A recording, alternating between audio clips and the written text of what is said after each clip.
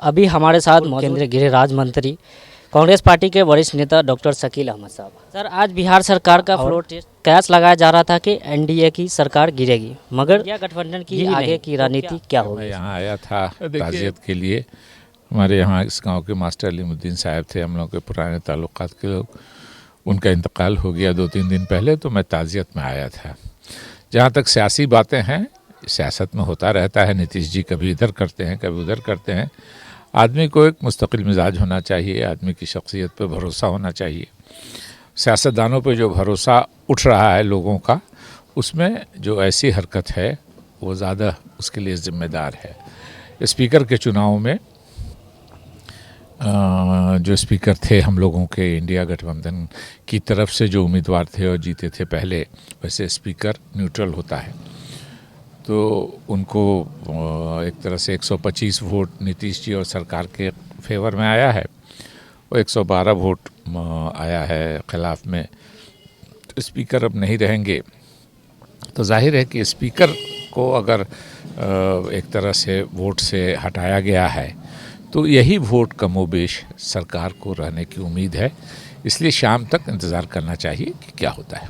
Sir, एक सवाल ये है कि इस बार अब मधुबनी लोकसभा की सीट कांग्रेस को मिलेगी? देखिए, हम लोग तो चाहते हैं कांग्रेस को मिले, और हम लोग ने अपनी पार्टी के लोगों से कहा भी है कि कांग्रेस के लिए वो सीट लीजिए। मैंने ज़ाती तौर पर यह ऐलान किया है कि मैं चुनाव नहीं लड़ूंगा, न असेंबली का न पार्लियामेंट का, लेकिन कांग्रेस में और लीडर्स हैं, वो लड़ेंगे। या अगर कांग्रेस को नहीं मिलता है तो आरजेडी के किसी नेता को मिलेगा, हमारे गठबंधन के किसी नेता को मिलेगा, तो हम लोग जो ईमानदारी से मदद हो सकती है वो करेंगे। लेकिन हम नहीं लड़ेंगे, इसका मतलब ये नहीं है कि कांग्रेस में दूसरे उम्मीदवार नहीं हैं।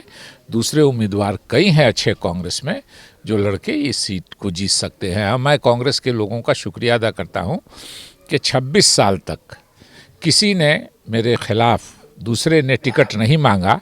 सबों को मालूम था कि अगर मधुबनी की सीट कांग्रेस को मिलेगी तो शकील अहमद को मिलेगी, लेकिन ये मेरा अपना फैसला है, मैंने तय कर लिया। 38 सालों पहले मैं एमएलए हुआ था, और तब से लगातार सियासी उठापटक तो कितने देर आदमी करे, इसलिए मैंने ऐलान कर दिया कि मैं चुनाव नहीं लड़ूंगा।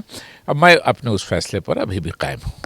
सर, एक आखिरी सवाल, आपके करीबी माने जाने वाले बिस्फी के प्रसिद्ध सामाजिक कार्यकर्ता इमरान अहमद को मधुबनी जिला के युवा कांग्रेस पार्टी का उपाध्यक्ष बनाया गया है, इस पर क्या कहें? नहीं, मैं मुबारकबाद देता हूं। अभी भी इमरान मियां से गले मिल के उनको मुबारकबाद दिया है। उनको कहा है कि अल्लाह उनको और तरक्की दे, और आगे बढ़ें, और लोगों की खिदमत कर सकें। अच्छे हैं, नौजवान हैं, लोगों के लिए काम करते हैं, सोशल मीडिया पे भी काम करते हैं, और ज़मीनी तौर पे भी लोगों से जुड़े हुए हैं। अभी आधा घंटा पहले एक जगह मेरी मुलाकात हुई है उनसे, तो मैंने उनको मुबारकबाद दी है। बहुत बहुत शुक्रिया सर आपका।